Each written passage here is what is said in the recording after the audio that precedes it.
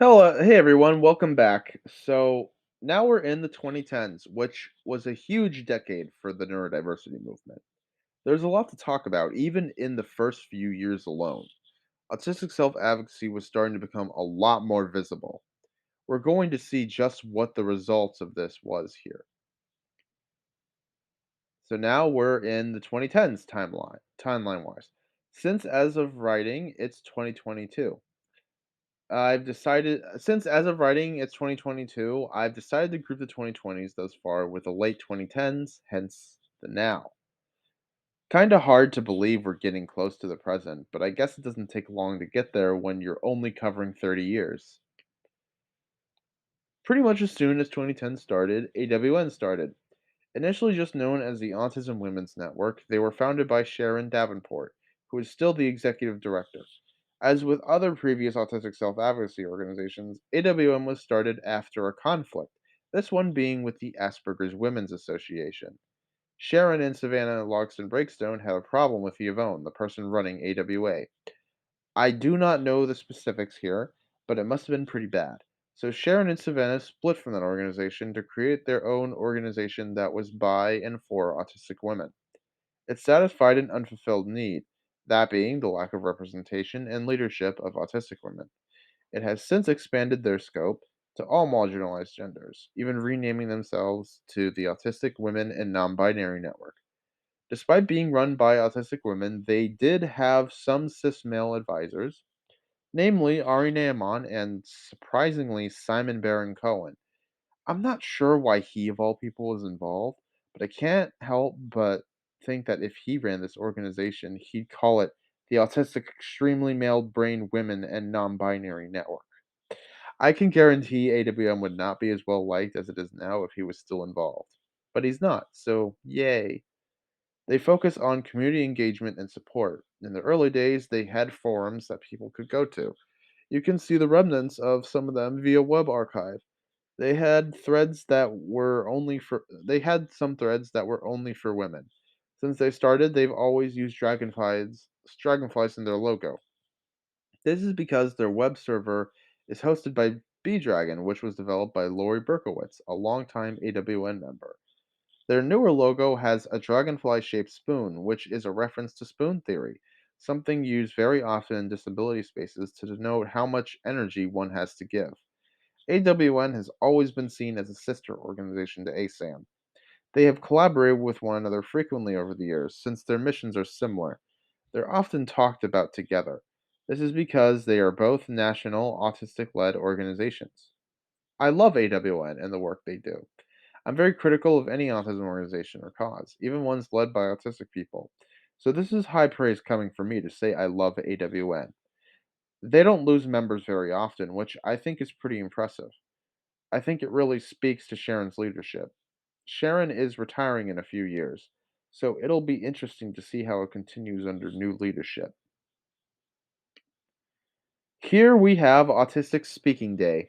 We've seen plenty of examples already, but we're going to see many in this particular chapter of the concept Nothing About Us Without Us.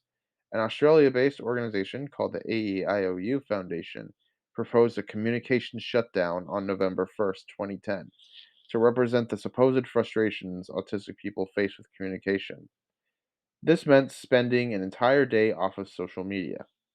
Autistic people found out about this and found it to be very patronizing and missing the mark. As you've seen, autistic people tend to find the internet to be a bastion of communication and camaraderie, a lifeline even. Two autistics in particular, Karina Becker and Kat Bjornstad, decided to take action and form a blog. They reclaimed the day to showcase the writings of autistic people.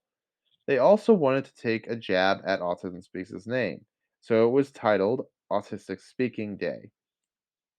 It's now observed on November 1st every year. So before I continue, let me explain what nothing about us without us actually means. Many people do not seem to understand that. It was a term first used in Hungarian labor organizing, then again in South African apartheid protests, and eventually as part of the disability rights movement. It is also a sense slogan.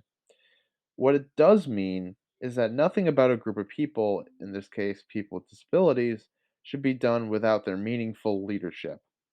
What it does not mean is that people with disabilities literally have to be involved with everything disability related, including things where they are not in charge and they are instead used as tokens. People use nothing about us without us to justify working with harmful organizations because they think the statement means they need to be at the table all the time with everything. In an ideal world, yes, this would be the case.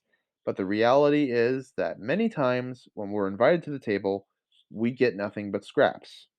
That is not meaningful inclusion nor leadership, and thus it is not consistent with nothing about us without us. It also means when something is not done with meaningful inclusion, that the people the cause is about will speak up about it, even if they aren't at the table, especially if they aren't, in fact. In this case, Karina and Kat didn't need to join the AEIOU Foundation's leadership to enact the change they wanted from within. Instead, they formed their own thing, where they were in charge, and gave a mic to other autistic people. Nothing about us without us is inherently a saying of protest, of revolution, and working from within is not protest. It doesn't mean never try negotiations, just that negotiations are not required for it to be true. Shannon Roses, a mother of a non speaking autistic man named Leo, initially bought into the fear based rhetoric about autism. She was recommended chelation and ABA and tried them, only to find they were not the right things to do. Eventually, she found autistic self advocates who were able to give her invaluable insight. This inspired her to start a blog under a nonprofit called the Myers Rosa Foundation, called Thinking Person's Guide to Autism, TPGA. This has been used as a place for autistic people to blog about issues important to them, as well as occasional allies. Some of TPGA's leadership is autistic too, and they hold equal power to those who aren't. It's a rare kind of collaboration where autistics and neurotypical parents lead together, and I think this should be more common. There is a place for non autistic allies in our movement, and parents are not always super ableist. We can work together, it just needs to be us who are in the driver's seat. In 2010, Ari Naaman was appointed to the National Council on Disability, something maintained by the current administration. At the time, that was the Obama administration, since Barack Obama was president. He was appointed by Secretary of State Kathleen Sebelius. This was a pretty significant development as it meant there was an autistic person aligned with the neurodiversity movement who now had the President of the United States' attention. He was also the first openly autistic person to be nominated, as well as the youngest in a long time. Now, there was some controversy over this decision, mainly from people who were anti neurodiversity. There was also some light controversy over an ASAN chapter leader posting about her support for Ari's appointment on her personal blog, because apparently she wasn't allowed to do that. She was. It was a pretty trivial controversy.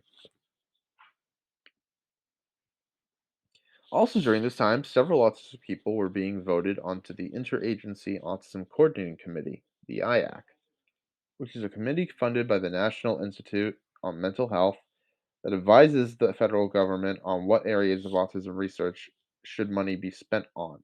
It mostly has non autistic people, including people who support a cure, ABA, and institutionalization over other things. I guess in an effort to represent all sides and have a fair and balanced view, people from literally all sides of the autism discourse are appointed to the IAC. Anyone is allowed to submit public comments too, and may sometimes be invited to give an oral comment. Most public comments are written, though. I think this has caused a lot of unrest at IAC meetings over the years, and is still an issue to this day. It very much demonstrates the so called autism wars. John Elder Robinson, Stephen Shore, Ari Naaman, and Scott Robertson were among the first few autistic people to serve on this committee. Ari and Scott are clearly on the side of neurodiversity, but Stephen and John are considered more respectable advocates who don't usually say anything considered controversial among non autistic people. They're a lot like Temple Grandin in that regard. I think the NIM actively seeks out these self advocates, but lets some of the more radical advocates in too, I guess, to balance it out. They always seem to throw in some of the more respectable ones for good measure. It's something a lot of autism organizations do when it comes to representation of autistic people. Even something autistic led organizations do with multiply marginalized autistics. It's something that needs to actively be fought against and requires present awareness of the issue. I think representing all sides on the IAC has caused more harm than good, and as a governmental committee, it may not be possible to screen out certain views or people from participating in meetings. I think it would be beneficial, though, because from what I've seen, being an autistic person on that committee, constantly having to hear harmful misinformation presented to them sounds like an emotional minefield. And there are certainly bad actors who show up to these meetings and are representatives on the IAC itself who want to stir the pot. It's all a mess, and I'm honestly not sure there's a need for the IAC at this point, though there are important things the IAC gives voice to, so there may not be a simple solution to this. There's an IAC meeting happening as I write this out, and many self-advocates took to the public comments for this session. So I guess if I were to suggest anything, it would be for people to really show up and show out with the public comments. Since this is a dense chapter, I'm going to end the video at this slide and continue with part 2 later. Plenty of important autism research is being done by autistic people during this time period. And of course nowadays, but I wanted to highlight this research in particular. In 2011, an autistic researcher named Damian Milton published a paper known as the double empathy problem. It was a challenge to the idea that autistic people lacked empathy, and instead challenged the idea that non-autistic people even had empathy for autistic people. It suggested that people, autistic or not, with similar experiences are more likely to relate to one another. And that's why non autistic people struggle to understand autistic people and vice versa. It encourages autistic people to meet each other for that reason.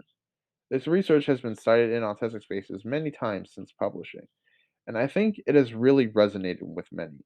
I think it validates what many autistic people have thought over the years, but didn't have empirical data to back their feelings.